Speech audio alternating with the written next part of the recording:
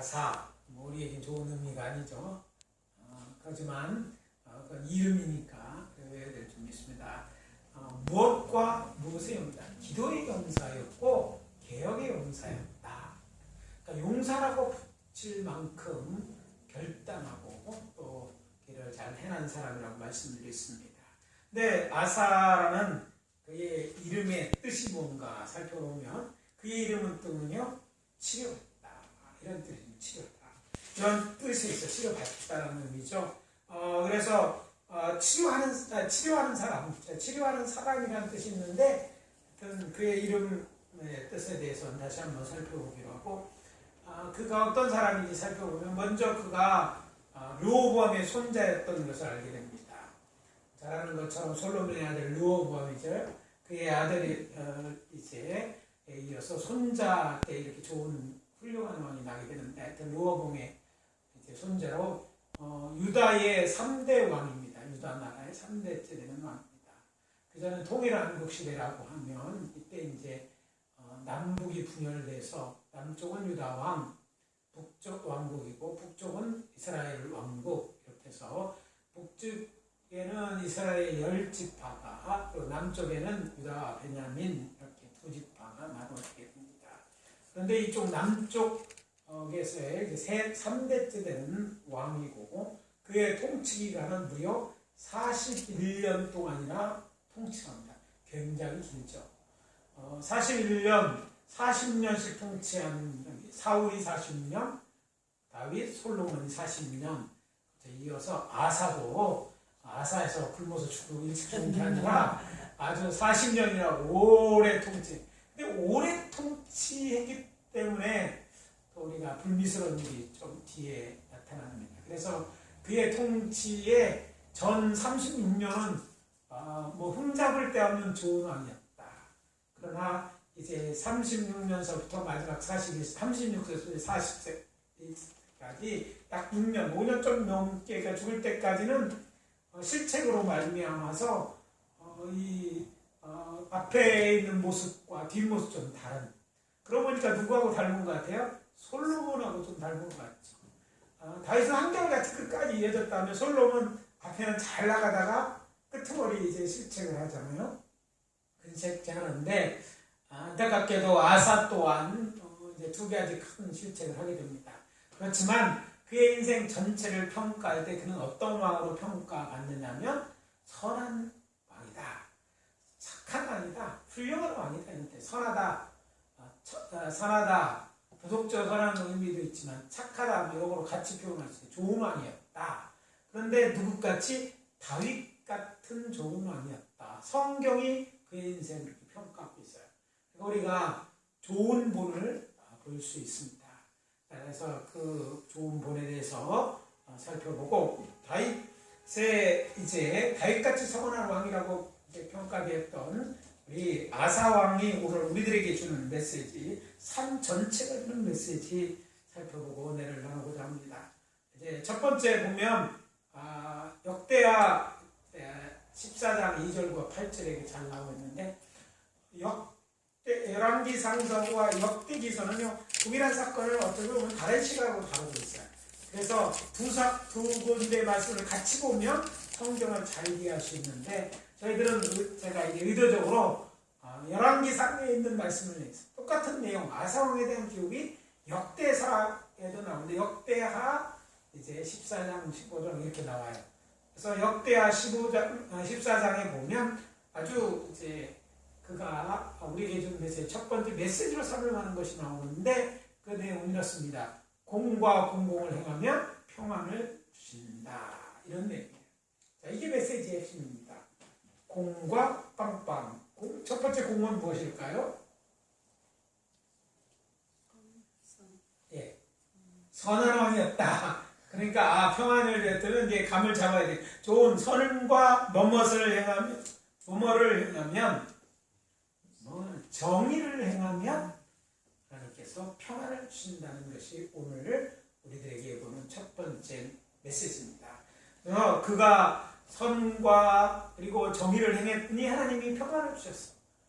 평안을 그리고 그의 마음만 평안한 것이 아니라 그의 가정만이 아니라 나라도 평안하고 부강한 나라를 만들어주셨어. 오늘날 이 원리는요, 오늘 우리의 가정에도 똑같이 적용됩니다. 그래서 나만 평안하기 원합니까? 기도해야 되죠. 평안을 위해. 근데 기도만으로 안 돼요. 하나님은 모든 심판이나 모든 행함이 따라야 되잖아요. 뭔가 행위가 있어요. 기도도 필요합니다. 그러나 기도만으로 안 된다는 거죠. 그래서 우리가 먼저 여기서 발견해야 될 것은 선을 행하고 뿐만 아니라 정의를 행하면 하나님께서 평안을 줍니다. 내 마음의 평안도 주고 내 가정의 평안도 주고 그리고 나라의 평안도 줘요.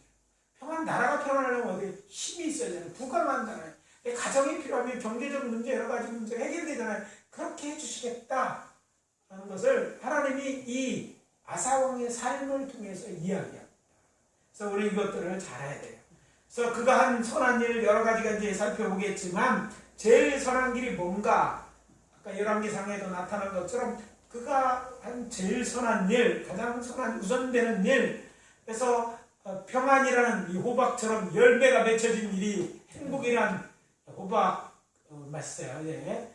호박 같은 큰 호박 같은 그 정말 평안을 누리게 된 그런 열매를 맺게 된 선한 일이 뭔가 먼저 그에게 있어서 가장 선했던 일은요 우상을 제했어요. 자 솔로몬이 가장 범했던 실수가 뭡니까? 이방 여인들과 정략 결혼하면서 이방 신전들을 섬기는 예루살렘에 만들었다니까요. 성전이 있는데 그리고 자기도 또 거기 예배해서 그게 솔로몬의 마지막에 큰 잘못이었잖아요.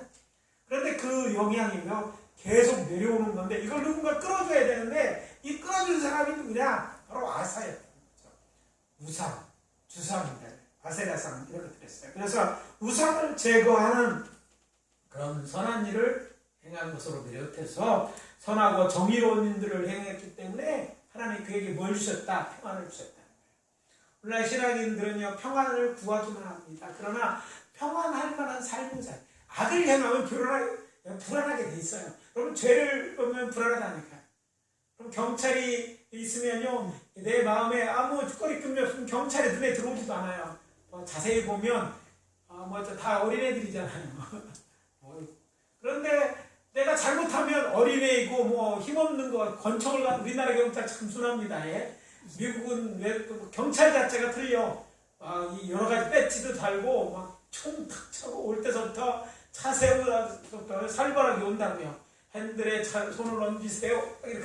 이거 못 알아들으면 죽을 수 있어요. 이것도 돼야 돼. 제일 먼저 잘못 왜 총 쏠까봐 먼저 오는 거예요. 그러면서 어깨에다가 총을 탁 대고 서서히 차적조에 다 해본 다음에 탁 문 열고 나오는데 한참 기다리는 거예요. 다 조회보고 나오는데 이렇게 하고 내고 손 흔들리라고 마이크 방송하고 난 다음 딱 올려 내리면 쏠라고 그러는 거예요. 그러니까 막 총 들고 아무리 어려도 외국인이나 또 우리가 나이를 잘 모르기도 하지만 그렇게 막 권위적이에요. 조금만 내려오면요 당장 엎드려 뻗쳐하고요 막 불러와서 이렇게 하고요 막 이렇게 우리나라 경찰은 다 어리고 총도 없어. 그것도 특별한 일을 허락받아갖고 나오니까 보통 때는 아무것도 없어요. 호루라기 들고 핸드폰도 그런데 경찰 앞에 잘못하면 떨려. 딱지 들어가면 떨리기도 하고 그랬잖아. 죄졌다는 것 자체가 이 법을 행사하는 사람들한테 떨리는 거예요. 하나님에도 마찬가지예요. 여러분 기도 많이 했다고 치더라도 여러분이 죄를 보면 마음에 떨리고 불안한 거예요. 행복은 사라지는 거예요. 죄 안 짓고 사는 게 미련하다고 세상은 말할지 모르지만 평안하게 살려면 성경은 선을 행하라, 정의롭게 살라 이렇게 얘기하는 거야. 물론 경찰도 정의를 잘 안 지키지만 우리는 평안을 위해서 하나님의 하나님의 일하심을 보게 되는 거예요. 그래서 우리가 삶이 중요한데 선을 행하고 정의를 행하면 이것을 주시는 거예요. 이걸 알 수 있어요. 나라도 마찬가지예요. 정의로운 나라를 하나님이 축복하시고 평안을 주시지 그래서 그 부강한 나라를 그렇지 않다는 거예요. 그거를 우리가 알 필요가 있어요. 그래 깡패가 악한 역에 힘을 받아서 이제 말세에 이렇게 힘을 센 것 같지만 그래도 하나님이 지키신다면 하나님이 보호하시는 나라는 선한 사람들이 있는 나라고 선을 행하는 나라고 또 정의가 실천되는 그런 나라를 하나님이 축복하시고 평안을 주시고 지켜주실 수밖에 없음을 우리가 말씀을 통해서 알게 된다는 거죠. 자, 구체적으로 들어가 봅시다. 첫째는 그가 한 이방 제단을 없애고 우상을 파괴했어요. 우상은 신을 의미합니다. 신도 깨트려버리고 주상은 깨트렸어요. 그리고 아세라상 같은 이런 건 불태워버려요. 나무니까. 주상은 돌이나 이런 걸 만들어서 깨트려버리고 이것들은 불태워버렸어요. 그리고 그 제사는 제단 자체를 허물어서 더 이상 제사하지 못하도록 만들었어요. 이건 뭐예요? 내 여호와의 그 첫 번째 계명을 실현한 거예요. 계명을 제대로 못 지킨 거예요. 이 유다 사람들, 다른 나라가 아니라 하나님의 백성이 하나님 말고 다른 신 성에 이것들을 제하여 버리는 일을 했습니다. 역대 14장 3절에 자세하게 나와 있습니다. 그 내용을 살펴보면 이렇습니다. 이방 제단과 산당을 없애고 제사 드리는 장소를 없애고 주상을 깨뜨리며 아세라선을 찍었다 이렇게 말하고 있습니다. 그러니까 이런 것을 통해서 하나님 외에 다른 신을 해주니까 누가 좋아하실까요? 하나님이 좋아하시죠. 하나님. 그러니까 평안은 누가 주십니까? 하나님이 주시요. 하나님이 기뻐하시고 좋아하시는 일을 선한 일을 하면 하나님이 좋아하시는 거예요. 두 번째요. 중요한 일입니다. 자기만 하나님 잘 찾는 게 아니야. 유다 백성이 누굽니까? 하나님의 백성이잖아요. 그래서 이 백성으로 하여금 하나님을 찾게 하고 과거 조상들을 가르쳐왔던 그 율법과 하나님의 명령들, 그 구전율법에 포함해서 이런 것들을 지키도록 했어요. 누가라고? 왕명으로. 근데 하나님은 그때 뭐라고 말씀하시지 않잖아요. 근데 왕은요, 힘을 갖고 있잖아요. 힘으로 이렇게 밀어붙이는 거예요. 근데 왕명을 제대로 쓴 것이죠. 하나님이 왕을 세우신 그 목적대로 그렇게 하나님을 찾게 하고 하나님의 말씀을 지키게 했다는 거예요. 이게 중요해요. 이 지도자로서 아주 중요한 덕목인데 그렇게 했더니 아사 왕의 가족뿐만 아니라 그 마음이 아니라 가족뿐만 아니라 나라도 어떻게 돼요? 이 악으로부터 제거되잖아요. 하나님의 기뻐하는 선의 나라가 돼요. 그러니까 하나님께서 어떻게 하면 그러면 부강한 나라를 만들었어요. 그래서 여호와 하나님께서 평안을 주심으로 평안을 함을 누리게 했다. 이게 중요해요. 하나님께서 평안케 약속하신 것을 아는 것 중요한 게 아니라 그런 삶으로 하나님이 주시는 평안을 누리는 게 중요한 거예요. 우리는 이런 평안을 누려야 될 줄 믿습니다.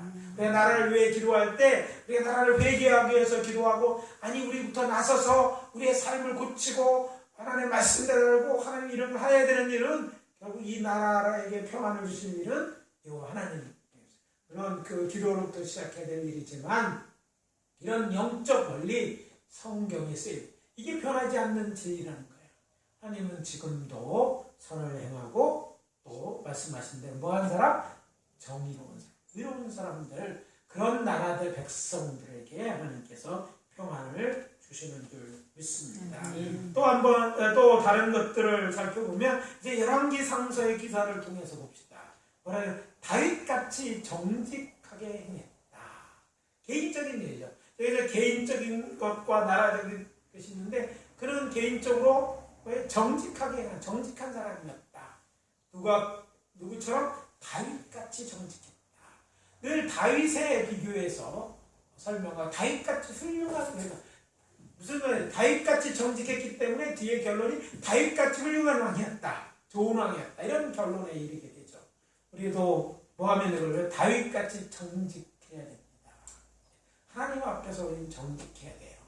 하나님 앞에 우리의 삶이 드러나 있더라도 이렇게 밝게 드러나는 빛과 낮과 같이 낮의 행함 같이 정직하게 행하는 일이 중요합니다.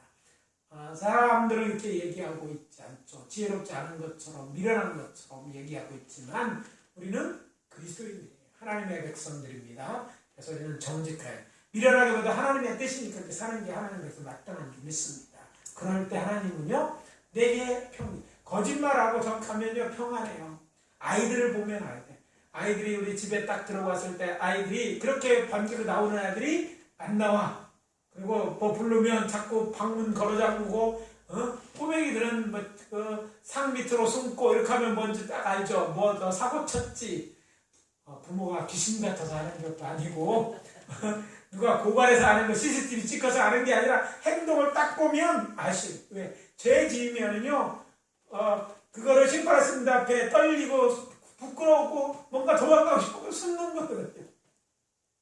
그래서 잘못한 사람들은요, 딱 보면 알 수 있습니다. 뭔가 불안하고 물론 고도의 이런 사람들, 그게 화인 맞아서 일상이 돼서 부끄러움이나 양심이 죽은 사람들은 안 그래. 그 사람들은요, 재직것도 떳떳하고요, 할 얘기 다 하고요. 이 사람들은 악한 사람들이에요. 악이 정도가 심해져갖고 이제는 양심이 컨트롤할 수 없는 정도 사람이지만 정상적인 사람이라면 양심이 있는 사람이 그렇다. 그래서 우리가 평안하기 원하면 정직하게 해야 돼요. 거짓말 안 하는 게 좋아요. 거짓말 하면 또 문제가, 거짓말은 또 낳게 돼. 위기를 모면하면 또 다른 문제가 생기잖아요. 그래서 늘 불안해. 언제 터질까 모르니까 정직해. 그래야지 발 뻗고 사는 사람이 되는 거죠. 정직하게 사는 사람은 그렇습니다. 두 번째요. 사회적인 얘기, 남색하는 자를, 남창들을 쫓아냈다. 나라의 사회가 쫓겨내버렸어요. 너는 이 사회에 사는 사람이 일단 쫓아내버렸어요. 오늘 동성애는 성소수자라고 해서 차별한다고 그러는데 차별이 아니에요. 죄는 죄이고 그런 사람들을 같이 하고 품어줘야 되는, 죄인들이 회개하도록 해야 되는 거지. 성경에 보니까 그런 것이 선한 일이고 하나님이 율법대로, 하나님 말대로 하는 거예요. 그것만 우리가 내버려두고 회개할 기회를 주시는 게 신약의 복음 아니야. 구약적인 것으로 하면요, 이거 돌로 쳐주거나 돌로 쳐기는 조금 덜하면 내쫓는 거잖아요. 같이 살 사람이 아니라, 우리의 동료가 아니라, 우리 공동체 사람이 아니라고 이렇게 얘기하는 거예요.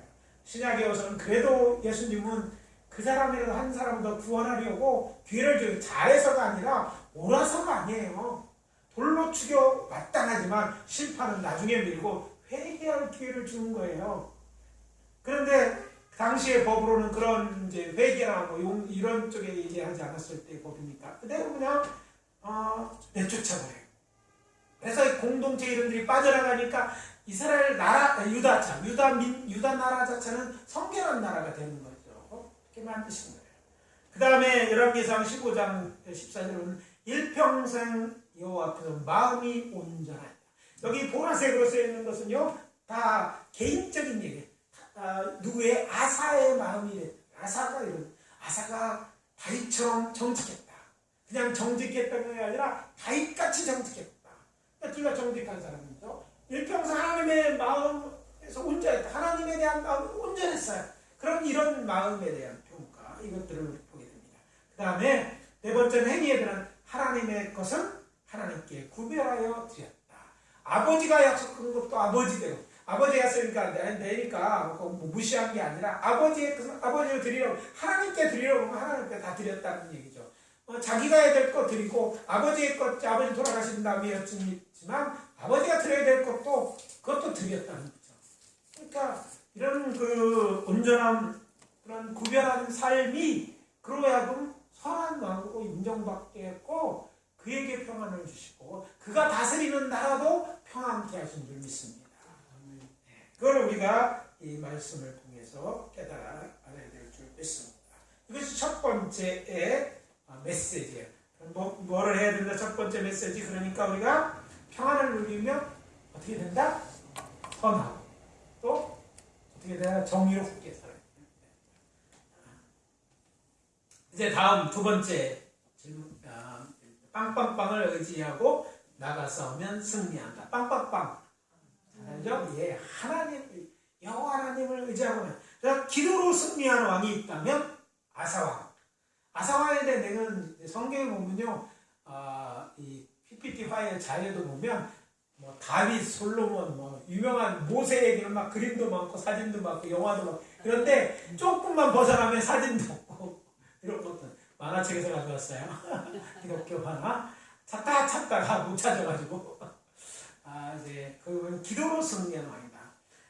배경은 좀 틀려요. 모래사장 이런 땅은 없어요. 마레사에 사는 마레사는 모래사장이 있는 데가 아닌데, 아무튼 그래서 만화니까 기도하는 왕의 모습도 없어.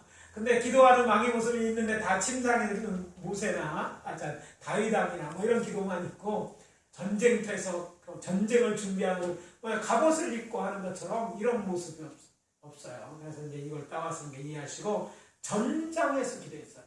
적이 오는 그런 때 한가롭게 기도하느냐라고 말할지 모르지만 우리는 영적으로 우리가 하나님을 믿고 의지하는 사람인데 하나님이 우리보다 더 강하신 분이잖아요. 어떤 군계도 필요합니다. 하나님이 그분이 전능하신 하나님이시기 때문에 필요 없는데 기도할 때 아사가 왕이 기도할 때 하나님이 대신 싸우시는 거예요.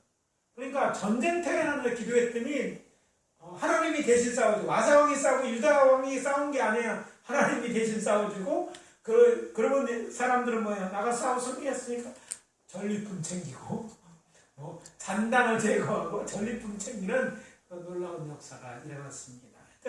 아무튼 전장에서 기도해야 되고 전장에서 기도했던 아사왕을 이렇게 승리하게 됐어요. 자, 마레사가 어떻게 생겼느냐? 자, 마레사의 모습입니다. 우리 들어온 계단에 보면 오른쪽에 길게 녹지 있는 데를 보는데 거기가 마레사가 있는 그 지역이에요.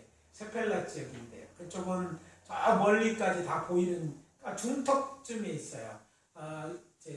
그 유다산지에 중턱쯤이 있는데 숲이 거죠. 비도 많이 오고 거기서 보면 네게브 쪽도 보이고 멀리 마레사에서 바다 보면 이 지중해도 보이는 아주 중턱쯤 돼서 이곳이 뚫리면요 마레사를 뚫리면 바로 어디로 올라오면 예루살렘으로 올라오는데 이렇게 막힐 만한 데가 없어요. 싸워서 막을 만한 데가 없어요. 그래서 밑에서 올라오는 군대를 중간에 있는 이 요새에 마레사에서 막아내는 거예요. 다른 길이 없고 그 길로만 올라와야 되니까 그 요새에서 맞서 싸우는 거예요. 그래서 우리가 아는 구스의 군대가 올라왔을 때 그가 나가서 거기서 싸웠어요. 이렇게 이제 이런 곳인데 이 마레사 언덕에서 밑에 마레사 밑에 있는 지역을 본 거예요. 후에는 신약 시대에도 여기 보면 큰 도시가 있었었는데 지금 사진 찍고 있는 데가 마레사 성이 있는 곳입니다. 그래서 마레사에 대한 얘기가 이제 사진도 있고 그런데 잘한다. 여기 이걸 보고 오늘날 이 마레사는 근데 오늘날은 유명했어요. 여기에 벳그리본이라는 이스라엘의 이제 세계 유네스코 문화유산이 있어요.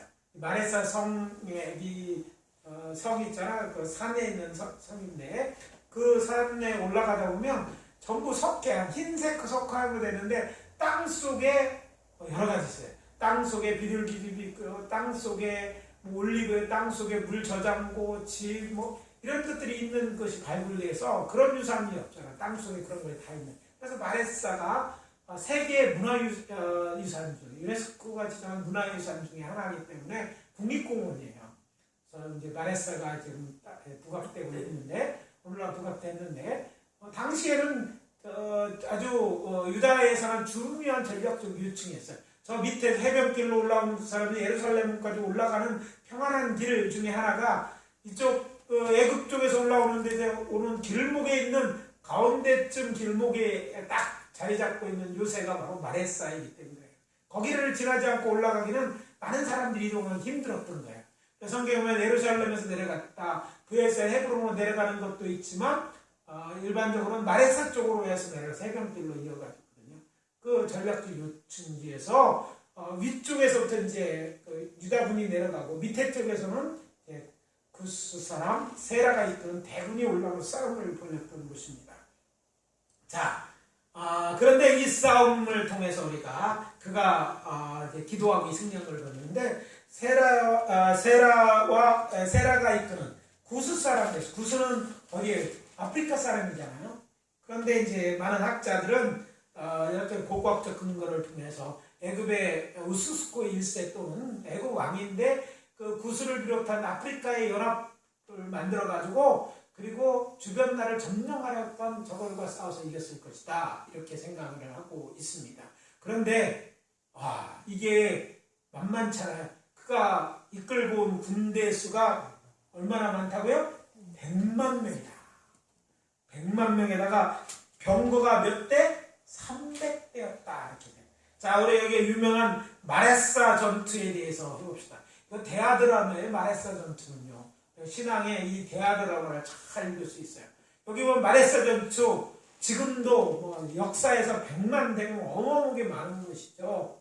그런데 당시에 보면 숫자적인 수에 우리식으로 표현을 했지만 100만이라고 표현했지만 숫자의 문제는 있어요.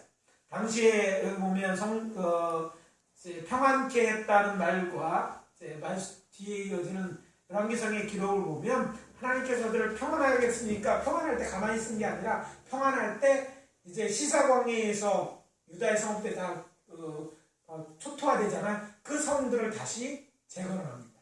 군사장들. 그러니까 유다를 튼튼하기 위해서 옆에 유다 예루살렘 주변에 있는 성들을 튼튼하게 만드는 거죠. 그러니까 시사광야 왔을 때 다 이거 다 부수이고 약탈해 갔잖아요. 근거도 비었죠. 하나님께서 평안하게 하니까 재정이 생겨서 이런 일도 간다. 그 다음에 군사를 모집했더니 성경의 기록 보니까 유다 사람 30만 그리고 베냐민 사람 28만 명이 전쟁에 나갈 군사였다. 이거는 이렇게 이해하면 됩니다. 우리가 출애굽할 때 600만이라고 60만, 장정만 60만 이렇게 얘기한 것처럼 그런 것 같은 맥락으로 이해합니다. 무슨 얘기냐면 12지파가 출애굽할 때 60만, 장정만 60만이라고 했죠. 싸움에 나갈 자. 이게 싸움에 나갈 자를 모으면 둘 다 합치니까 58만 명 정도 되잖아요. 이렇게 많았다 얘기하는데 이거는 제가 볼 때는 히브리 언어를 해석할 때 우리가 60만으로 번역한 것처럼 번역했기 때문에 그런 문제가 생깁니다. 아무튼 60만은요 오늘날 미군 전체가 그렇게 안 돼요. 전 세계 제가 알기로는 다 합쳐서 55만인가 될 거예요. 모르겠어요. 어떤 통계에서 봤을 때 그런데 아무튼 우리나라도 60만에서 점점 줄어들고 있잖아요. 그러니까 60만 넘기면 세계 적어도 뭐 우리나라만 봐더라도 세계 몇 대 안에 안 들어가는 군사력을 갖고 있는 거예요. 어마어마하게 많은 군사예요. 근데 이 사람들은 이제 100만, 좀 더 많죠. 근데 유다인군은 그만큼 하나님께 회복했다는 메시지를 담고 있는 얘기도 하지만 아무튼 그 60만 대 100만이지만 얘들에게는 뭐가 있었어요? 300세 전차가 있는 거예요. 말하자면 병거라는 건 그 당시에 탱크와 같아요. 6.25 때 우리가 전선에서 갑자기 밀린 이유가 뭡니까? T-34 소련 탱크잖아요. 그게 이제 학술적으로 241의 탱크를 북한이 사갖고 보유하고 우리나라는 한 대도 없었어요. 이 탱크를 밀고 내렸을 때 파죽지세처럼 막지 못하고 뚫렸어요. 왜? 그 탱크를 잡을 수 있는 대전차 장비가 하나도 없어요. 포도 와서 그 철갑을 못 들고 탱크를 놓고 장갑차 정도 있을 정도니까 그냥 막 부딪혀 싸우면 탱크 딴 거는 뭐 천하무적인 거예요. 막 밀고 내려서 밀리고 그래서 얼마 되지 않아서 우리가 계속 밀린 이유가 북한군에게는 뭐가 있어서 탱크가 있었단 말이죠. 물론 우리나라의 공군도 약했고 뭐 혼자 대적할 만한 힘이 없었죠. 6.25 당시만 해도. 근데 제일 군인들을 떨게 하고 많은 사상사를 낸 것이 이 전차 때문에 고대 전쟁에서도요 이 이 병거가 주요 전략 무기지 않습니까? 그래서 이스라엘 애굽에서 내릴 때 애굽의 병거가 몇 대였다. 병거 수가 나오는 것은 전략 무기가 중요하잖아요. 우리나라도 그렇잖아요. 이집 싸움이 몇 대인가 뭐 그게 몇 대가 뭐 군인이 이렇게 많은데 이 군인 많은 거하고 이게 상관이 없다니까요. 그렇잖아요. 그 전략 무기가 중요한데 전략 무기 그것이 얼마나 300대의 전차를 몰고 왔다. 그러니까 뭐 군사들이 장비적으로 인원적으로 어마어마하게 밀고 올라온 거야. 그들과 싸우러 이제 나가는 그런. 그 그림을 보면 한국어로 된 것들을 제가 도표를 그려놓지 않아서 외국에 있는 것을 썼습니다. 예루살렘이 산지에서 저쪽이 산지에서 이제 유다 광야 쪽에 있죠. 거기서 바로 베들레헴을 거쳐서 그 다음에 마레사로 내려갑니다. 마레사로 내려가서 저 밑에 내려가서 뭐예요? 이쪽에 밑에서 올라오는 구스 사람 세라가 모집된 그 용병들이겠죠. 약탈하는 그들과 싸우는 거죠. 자, 이런 것들이 위에서 내려갔지만 어디서 마레사에서 서로 부딪혀 싸우고 그 사람들이 이제 싸움에서 패배하니까 저 밑에까지 도망갔다. 이런 굵은 성은 도망가는 표시로 되어 있는 거예요. 여기서부터 공격하고 전쟁에서 결국은 승리했으니까 구스 사람들이 뭐 대궐을 이뤘겠죠. 이 사람들이 도망갔던 얘기가 나온 거예요. 그럼 어떻게 승리했느냐가 중요하죠. 어떻게 승리했느냐가 중요한데 그 승리에 있어서 중요한 그 승리의 원인은 하나님께서 쌓았다. 기도는 아사가 했어요. 아사를 해봤더니 여호와 하나님 나 도와달라고 막 간절히 기도하는 내용이 성경에 나옵니다. 그랬더니 하나님께서요 저들을 위해서 도와줍니다. 이 도움의 기도 여러분이 잘 아는 역대하에 있는 것을 이제 같이 읽으면 도움이 되겠습니다. 역대하 14장 11절입니다. 자, 같이 찾아서 읽습니다. 역대하 14장 11절. 되게 기도했는가? 기도했는가? 자, 같이 읽습니다. 아사가 그의 하나님 여호와께 부르짖어 그냥 기도한 게 아니라 부르짖어 기도했어요. 뭐 급박한 상황이죠. 자, 여호와여 힘이 강한 자와 약한 자 사이에는 주밖에 도울 리가 없사오니 우리 하나님 여호와여 우리를 도우소서. 우리가 주를 의지하오며 주의 이름을 의탁하옵고 이 많은 무리를 치러 왔나이다. 여호와여 주는 우리 하나님이시니 원하건대 사람이 주를 이기지 못하게 하였더라. 자, 사람이 주를 이기지 못해. 사람은 누구예요? 그 구스 사람이 주 여호와가 싸우는데 여호와를 이기지 못하게 여호와 하나님 승리해 주셔서 대신 싸워주세요. 뭐 이런 기도예요. 싸우러 왔는데 이런 기도를 하게 됩니다. 그랬더니 12절에 뭐라고 여호와께서 구스 사람들을 아사 유다 사람들 어디서 앞에서 따라해봅시다. 앞에서 치시니. 앞에서 치시니. 갈 때 한꺼번에 같이 가서 싸운 게 아니라 유다 사람의 진영은 아사 왕을부터 나가지 않았어 싸우러. 근데 이미 하나님은 아사와 유다 사람 유다의 군사들 싸우러 나온 사람들 앞서가서 싸워가지고 어떻게 했어요? 구스 사람들이 도망가네. 그러니까 구스 사람들이 이길 수가 없어요. 누가요? 하나님을 이길 사람이 누가 있어요? 하나님 칼로 베서 죽습니까? 하나님의 능력에 의해서 다 도망하게 됐어요. 그러니까 뒤에 보면 이제 아사가 백성들을 가면 그들을 추격해. 그리고 장당처에 어디까지? 그랄까지 쫓아. 저 밑에 그랄이 있는 곳까지 쫓아가면서 저들을 지도에 보면 저 밑에 그랄이라고 있죠. 그런 표현 있는데 저 밑에 그랄까지 풍지 박산이 나가지고 막 혼비백산에서 뭐 거기까지 도망가면서 그들을 다 죽이고 다 죽인 다음에 그들이 이제 전쟁을 하려 뺏어가려면 투자를 해야 되거든지 군사를 갖고 양식도 갖고 이런 걸 다 누가야 전리품을 거둡니까? 아사왕과 아사왕의 군대. 이 사람들은 전쟁 가서 잔당 처리하고 전리품만 챙겨 싸움은 안 하고 이런 놀라운 역사가 누가 싸웠기 때문에 하나님께서 세라의 100만 대군 크고 많고 전략적으로 뛰어났지만 하나님과 싸워서 이길 수는 없었어요. 아사의 군대는 하나님의 군대로 맡겼어요. 하나님이 이미 그들을 위해 싸우셨고 먼저 싸우셨기 때문에 이런 놀라운 기적의 역사가 일어난 거죠. 그래서 마레사 전투가요 대하드라마예요. 역대하에 나오는 드라마. 그래서 제가 대하드라마라고 했어요. 마레사 전투.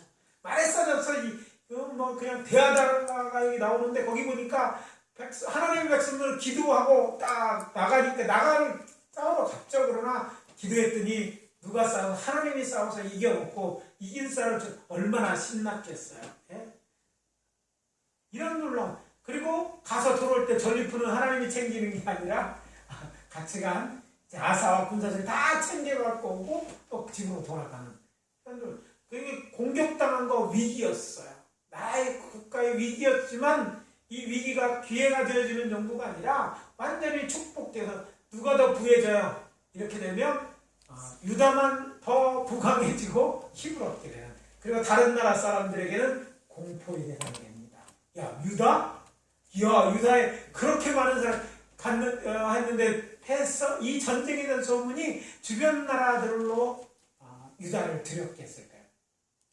자 그러면 거꾸로 생각해. 아사왕 이전에 누가 있어? 그의 할아버지 르호보암은요 시사왕이 쳐들어와서 다 뺏어갔잖아요. 그 다음에는 빼어서 쳐도 된다고 생각했던 사람들이 왔는데 이번에 대패하고 오히려 그때는 다 빼앗기고 성경 다 빼앗겼는데 성경 국가냐 각자의 데까지 다 하나님의 전리품을 챙기도록 하신 게 누가 하셨다 하나님의. 근데 이 싸움의 싸움편은 첫 번째 봐야 될 건 이건 하나님이 싸우셨기 때문에 하나님이 들어가니까 하나님 우리 편이 돼서 싸우셨기 때문에 우리는 하나님 편이 돼야 되는데 내가 의롭고 하나님 편에 있으면 하나님 우리 편이 되어 주셔서 싸워주신다는 것을 알게 됩니다. 그런데 이 싸움에서 우리가 또 기억해야 되는 또 하나의 것을 보는데 처음에는 아사가 이겼어요. 그런데 아사의 실책 중에 하나가 그가 나이 들어서 자 36년을 통치한 이후에 이제 문제가 생겼다 그랬죠. 끄트머리에 6년 이때가 문제인데 5년 약간 넘게 이제 5년 넘게 이제 죽을 때까지 문제가 생기는데 무슨 일이 있어요? 이번에는 누가 공격해 오려고 준비하냐면 자 여기 왕이 둘이 나오는데 북왕국 이스라엘에 누구예요? 여기는 아사가 아니요 바아사요. 바아사 밑에는 아사고 위에는 바아사인데 바아사가 한자 앞에 더 많죠. 하여튼 바아사가 쳐들어오려고 성을 건축한 거예요. 자 여기 보면 북왕국 이 사람들이 와서 라마를 건축했다. 라마의 국경에 있는 성인데 공격하려고 이제 전쟁을 준비하는 거예요. 남쪽 유다. 그러니까 누가 겁을 먹으니까 이제 나이 들어서 그런지 아사 왕이 겁을 먹습니다. 그리고 거기도 하나님이니까 하나님한테 과거는 기도했잖아요. 근데 하나님의 기도할 생각은 하지 않아요. 대신 뭐 합니까? 사신을 보냈는데 아람 왕에게 사신을. 우리가 아까 열왕기상에 읽었잖아요. 사신을 보내서 아람 왕이었던 베나덱에게 도움을 요청합니다. 우리의 약조한 거 있지 않느냐? 저들을 공격해라. 그리고 보낼 때 성전에 있는 기울이랑 이 예물로 성전에 있는 것까지 다 빼가지고 가게. 하나님 것을 하나님께 드린데 그거를 잘 드렸다는 그 왕이 이때만은 나이 들어갖고 이제 노망이 난 것처럼 실수를 하게 된 거예요. 그래서 그걸 보냈더니 베나다가 이제 뇌물을 받고 어디를 가? 이 이스라엘 앞에 보면 이스라엘 앞에 있는 위에 쪽을 공격해. 단 있죠? 그쪽에 아이기 단 옆에 있는 단 위쪽에 있는 걸 공격하는 거야. 뒤에 위에를 아람이 위에 있는 나라 공격해 오니까 이스라엘 왕 바아사가 어떻게 합니까? 남쪽하고 전쟁을 시작하지 않고 막 라마를 건축하고 이제 막 준비하는 가운데 위에 싸움에 군사들 다 모아가지고 아람 이제 수리아와 싸우려고 베나닥과 싸우려고 출정을 하게 됩니다. 그 사이에 어떻게 합니까? 이 아사는 백성들 다 소집하고 해서 라마에 건축하던 물건을 다 뺏어 이제 가져온 거. 왜? 이제 방위하려고. 그래서 가져와가지고 그것을 가지고 방위할 준비를 하게 됩니다. 그런 내용들이 있어요. 근데 여기서 기억해야 될 것은 자, 이 일에 대한 선견자 하나님과 책망하는 내용이 나옵니다. 하나님을 의지하지 않는 하나님의 도움을 구하는 예전에는 그랬는데 나중에 하나님의 도움을 사랑 이거 아람왕을 의지해 그것이 그의 큰 실책이 되어지는 거예요. 여러분 마지막까지 하나님만 의지하시기 바랍니다. 처음에는 하나님 의지하다가 마지막에 이런 실세를 범하서는 안 돼요. 그래서 그번에 첫 번째 그래서 하나님이 직접 책망 그리고 누구에 같이 동족이잖아요. 그래서 와서 이제 이런 했던 일들에 대해서 하나님께서 그를 책망하셨던 것을 알게 이것이 그의 첫 번째 큰 실수였습니다. 그 다음에 그의 두 번째 실수는 뭐냐면 그의 두 번째 실수는 이것입니다. 그는 이제 나이 들어서 이제 나이 들면 이제 다 들은 것 중에 하나가 병든 거죠. 그래서 자 병이 들게 되었는데 병 들었을 때 그거 어떻게 됩니까? 그가 병 들었을 때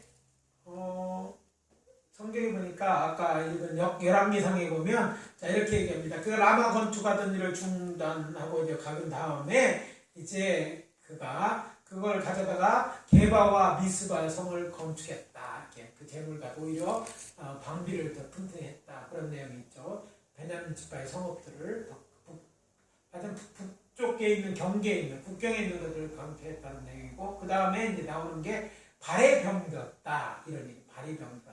발의 병들을 들었는데 이 발의 병들로 인해서 결국 그가 죽음을 맞이하게 됩니다. 근데 병들었을 때 그의 큰 두 번째 아사왕의 실수는 여호와 하나님께 구하지 않고 누구를 의지해요? 의사를 의원들을 의지하는 거예요.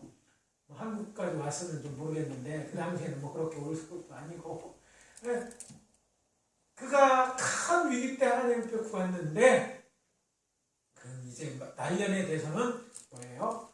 또 다른 실체는 하나님 앞에 구해요. 근데 결국 그의 말로 그 어떻게 생각하면 발에 있는 병은 금방 쉬울 것 같잖아요. 그런데 그 발병으로 시작된 병으로 결국은 뭐예요? 아사왕이 죽게 됩니다. 죽음에 이르게 되죠. 하나님 앞에 구하지 않으면 결국 그에는 병들어 죽는. 물론 그가 전에 한 일 때문에 그는 이제 다윗 왕의 묘실에 들어가지만 그런 실책을 합니다. 뭐 완벽할 수 없다고 말할 수 있죠. 그러지만 끝까지 우리는요 알고 있는 이런 마지막 같은 이런 아사왕의 실수를 하지 말고 끝까지 누구만 여호와 하나님을 의지해. 병든 일이지 국가적 위기든 일이든지 하나님만 의지하는 우리가 되어야 될 줄 믿습니다. 자, 이제 세 번째 메시지를 듣습니다. 세 번째 메시지 공공 뭐뭐가 주어졌을 때 회개하고 돌이키라. 뭘까요? 이 기회예요. 여러분 회개를 아무 때나 하는 게 날마다 뭐 상해는 나온다고 그러지만 올 수도 있어요. 날마다 조기정산 해보는 것 같은데 아무튼 근데 회개의 기회는요 날마다 오는 게 아니라 정말 그가 잘못했을 때 하나님께서 예언자 아사랴를 통해서 그로 하여금 회개할 기회를 줍니다. 근데 이 회개할 기회 어떻게 돼요? 그가 선한 일을 했기 때문에 하나님께서 선지자를 보내서 그를 책망할 때 어떻게 돼? 내가 잘못했구나. 내가 하나님만 의지하지 못했구나 하면 뭘 해야 돼? 회개하고 돌이켜야 되는 거예요. 만약 이런 말씀에 주어질 때 그가 회개하였다면 어떻게 됐을까? 하나님께서 그의 마지막도 좋게 하셨을까? 그러나 회개하지 않아서 결국 그 병 때문에 여호와를 의지하지 않는 자기가 의지하는 것들에게 의해서 되고 또 그가 이렇게 하나님의 전에 있는 걸 갖다 줘가면서 했더니 결국 그 아람 나라들이 가만히 생각해 보니까 밑에가 힘이 약해진 거야. 빼앗을 수 있는 결국 북왕국이 이제 아람 왕에 의해서 멸망을 당하고 그리고 나중에는요 그들이 어디까지 예루살렘까지 쳐들어오게 되는 거예요. 네, 예루살렘에도 놓을 것도 없고 이제 한 나라밖에 뭐 작은 지파 하나 두 지파 남았잖아요. 작은 나라가 됐잖아요. 그러니까 거기까지 쳐져서 예루살렘 직전에서 함락 직전에까지 가는 그런 불행한 일을 당한 거예요. 이게 참 엄청난 일을 저지른 거죠. 근데 뭐 했다면 회개했다면 이런 문제가 없었을 거예요. 그런데 회개하지 않고 사람의 방법으로 의지하지 않았을 때 이렇게 나가요. 뭐라고 얘기했는지가 나옵니다. 역대하 15장 2절에서 이제 아사랴 선지자가 나와서 이럽니다. 아사와 유다 무리들아 내 말 들어라. 너희가 여호와와 함께하면 여호와께서 너희와 함께하실지라. 너희가 만일 그를 찾으면 그가 너희를 만나게 함께하면 찾으면 만나주고 함께 해주시겠다. 이렇게 되죠. 그러나 만일 너희가 버리면 그도 너희를 버리시리라. 이스라엘은 참신도 없고 가르치는 제사장 율법이 없어진 지가 오래다. 이게 없어졌다는 게 예루살렘 성전이 없어진 게 아니에요. 아직까지 성전은 그대로 있어요. 그런데 그 성전이 있더라도 하나님 정말 찾는 그릇인 여호와 하나님은 성전에 떠났다는 얘기예요. 가르치는 제사장이 있어요. 제사는 드려요. 근데 그 제사는 하나님의 뜻에 맞는 하나님 아주들이 하는 제사장이 아니라는 얘기예요. 율법 없어진 지 오래다. 자, 그들이 환난 때 중요한 건 그래요. 오래되었으나 그들이 환난 때 이스라엘 하나님 여호와께 돌아가서 찾음에 그가 그들과 만나게 되셨다. 자, 그래도 환난 당한 더 늦지 말고 그때라도 너희들이 찾으면 어떻게 하겠다? 만나게 되겠다. 찾으면 너희들이 여호와를 찾는 그 만남 하나님이 용서하고 회복해 되는 것을 경험하게 될 것이다. 이런 약속입니다. 이 말씀까지 우리가 새겨야 될 줄 믿습니다. 우리가 꼭 하나님을 떠날 수 있습니다. 꼭 잘못을 범할 수도 있어요. 근데 그냥 당할 말지 어쩔 수 없지 생각하지 말고 그때가 바로 무릎 꿇을 시간입니다. 깨달았을 때.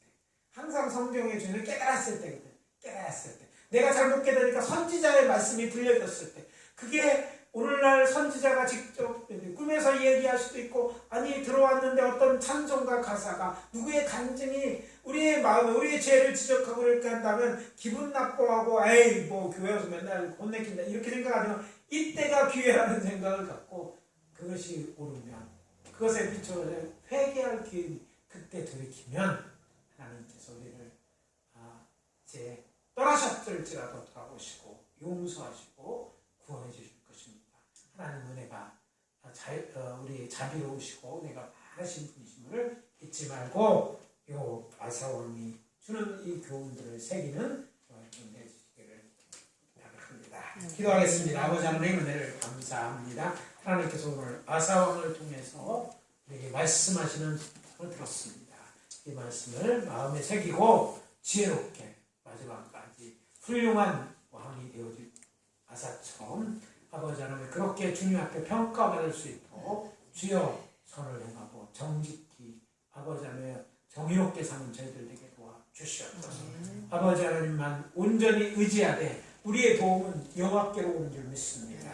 문제가 큰 문제뿐만 아니라 육신의 문제, 개인의 문제도 다 하나님께 도움을 구하고 요청하는 저희들 되게 도와주시고 아버지 하나님이여 바라옵고 나옵기는 주에게서 잘못되어진다면 회개의 기회 있을 때 회개하여서 아사왕같이 끝이 아름답지 못하는 일이 없을 수 있도록 하나님 도와주시옵소서. 돌아가는 발걸음을 축복하시고 인도해 주셨기를 바라옵고 나올 때 예수 그리스도 이름으로 기도합니다. 아멘.